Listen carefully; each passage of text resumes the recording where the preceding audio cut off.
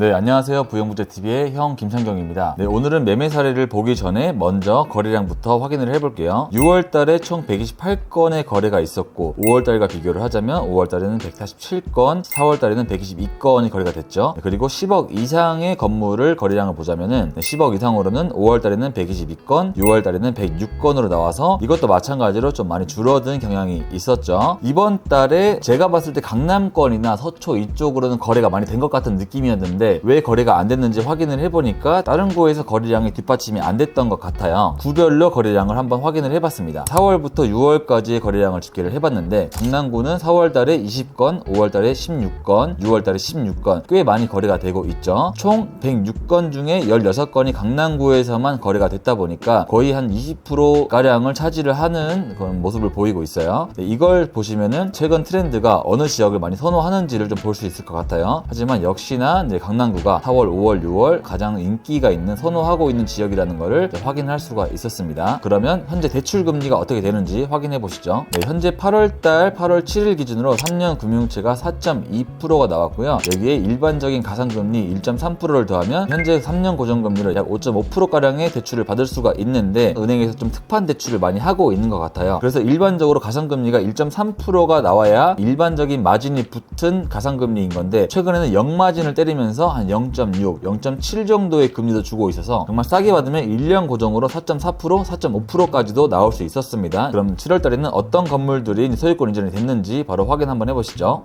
네, 첫 번째 건물입니다. 첫 번째 건물은 38억 5천에 거래가 된 수익률 4%짜리 수익형 건물인데 위치 먼저 보시죠. 역 출구와 가까운 곳은 등촌역과 염창역 사이에 있는데 여기서 이제 쭉 넘어오게 되면 이면도로 좀 골목에 있는 코너 건물입니다. 초입 부분에는 아파트가 있고 이 뒤편으로는 굉장히 많은 빌라가 있는 곳에 위치하고 있는 건물인데요. 개요 한번 보시죠. 본 건물은 38억 5천만 원에 올해 7월 20일 날 소유권 이전이 됐고요. 대지 면적은 90평, 연면적은 190평이고 규모는 지하 1층, 지상 3층의 건물입니다. 현재 이 건물에서는 보증금이 1억 2,300만 원, 월 임대료가 1,254만 원 정도가 있었고 그래서 수익률은 4%가 나오고 있죠. 사실 이 건물은 이번에만 거래가 된 게 아니라 거의 매년 거래가 된 건물이어서 제가 사례로 가지고 와봤어요. 2021년 7월 달에 32억이 거래가 됐었고 2022년 10월 달에 35억 그리고 올해 2023년 6월 달에 38억 5천 1년에 거의 한 3억씩 올라가고 있는 그런 건물이다 라고 생각을 하시면 될 것 같아요. 1년에 3억씩 벌었다라고 생각을 할 수도 있지만 막상 이 건물을 매입을 하게 됐을 때는 취득세랑 이런 뭐 수수료 비용, 법무사 비용 이런 걸 다 하더라도 부대 비용이 약 2억에서 3억 정도는 충분히 들 수 있을 거다라고 생각을 하거든요. 그러면 거의 남는 게 없었던 거래였다 라고 이제 보시면 될 것 같아요. 네, 현재 임차 구성으로는 1층에 약국이 들어가 있고 2층에는 이제 의원이 들어가 있고 3층에는 학원이 들어가 있어서 나름대로 임차 구성은 굉장히 괜찮았던 그런 건물이긴 한데 일반적으로 선호하는 위치는 아니다 보니까 매입을 하더라도 바로바로 팔았던 결정을 하지 않았나 라고 생각을 합니다. 서울권에 이렇게 30억대 4%가 나오는 수익률인데도 불구하고 계속 지속적으로 팔고 있는 걸 보면은 뭔가 결국에는 이걸 매입하셨던 분들도 좀 메인 지역으로 들어가고자 하는 욕구가 있어서 다시 재매각을 했다라고 저는 생각을 하고 있어요. 그리고 지금 이걸 38억 5천에 매입하신 분은 대출을 약 30억 정도를 받고 매입을 하셔서 굉장히 공격적인 투자를 하지 않았나 라고 생각을 합니다. 서울 지역에 4%대 수익형 건물이 나와서 사례를 가지고 와서 설명을 드렸습니다. 바로 두 번째 사례로 넘어가시죠.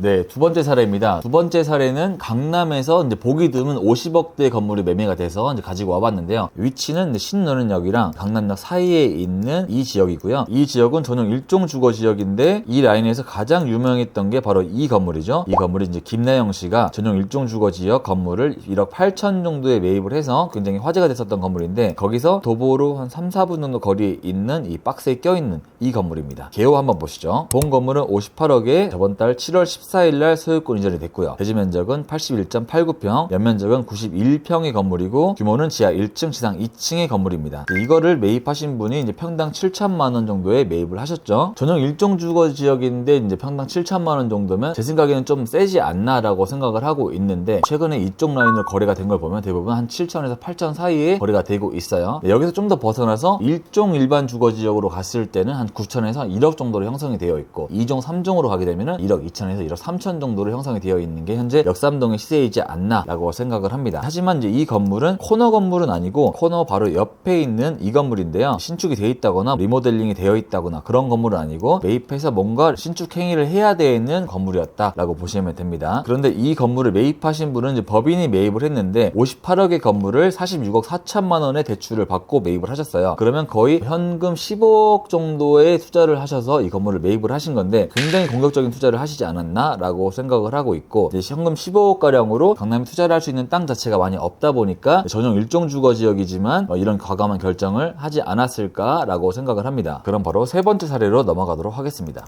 네, 세 번째 사례입니다. 제가 최근에 이제 고객분들과 투자에 대해서 이야기를 하다 보면은 땅을 사서 빌라를 지어서 팔면은 분양을 하거나 다시 통매각을 하게 된다면 좀 많이 남지 않냐라고 이야기를 하시는 분들이 있는데, 그런 분들이 이 사례를 보면 좀 도움이 될 것 같아서 가지고 와봤습니다. 네, 위치 먼저 설명을 드리면요. 역삼역에서 이제 동쪽으로 오면 여기가 르네상스 사거리가 있죠. 여기서 남쪽으로 내려오게 되면 개나리 아파트 사거리가 있고, 이 개나리 아파트 건너편에 있는 이면도로에 있는 박스에 끼인 건물입니다. 개요를 한번 보시죠. 본 건물은 올해 7월 14일날 소유권 이전이 넘어갔고 73억 5천만 원의 거래가 되었어요. 대지 면적은 71평, 연면적은 142평의 건물이 2018년도에 신축이 됐다가 23년도에 리모델링을 한 건물인데, 이제 이게 스토리가 뭐가 있냐면 2018년도에 이제 전 소유주분이 다세대 주택으로 이제 건물을 지었던 거예요. 일단 로드뷰를 한번 보시죠. 네, 지금 2023년도 4월달 로드뷰를 보시면 이제 이렇게 건물이 생겼는데, 2018년도 로드뷰를 보자면 이렇게 똑같이 생겼습니다. 하지만 신축 임대, 전세, 월세, 처음에는 다세대 주택으로 지었기 때문에 여기를 이제 월세나 투룸으로 전세, 월세를 받으려고 했었던 것 같아요. 네, 하지만 이제 이게 굳이 잘 안 됐던 것 같아요. 다세대 주택으로는 이제 팔 수가 없다 보니까 모습은 그대로 둔 상태에서 내부 리모델링을 통해서 근생으로 바꿔서 매각을 한 케이스다라고 보시면 될 것 같습니다. 원래는 처음 구조 자체를 다세대로 지었다 보니까 다 벽이 있었을 거 아니에요. 그 벽을 다 허물고 이제 전층 사무실로 쓸 수 있게끔 다시 리모델링 공사를 한 건데, 만약 이 건물을 처음부터 근생 용도로 지었다면 구조도 잘 나왔을 것 같고 임대 맞추기 수월하게 지어졌을 것 같은데, 다세대 주택인 건물을 근생으로 바꿨다 보니까 매매를 할 때나 임대를 할 때 수월하지 않지 않았나 라고 생각을 합니다. 그래서 주택 건물로 뭔가 신축을 하려고 계획을 세우고 계신 분들은 이런 사례를 보시면서 현재 시장에서 주택보다는 근생 건물이 훨씬 더 수요가 높다 생각을 하시면 될 것 같아요. 그럼 바로 네 번째 사례로 넘어가도록 하겠습니다.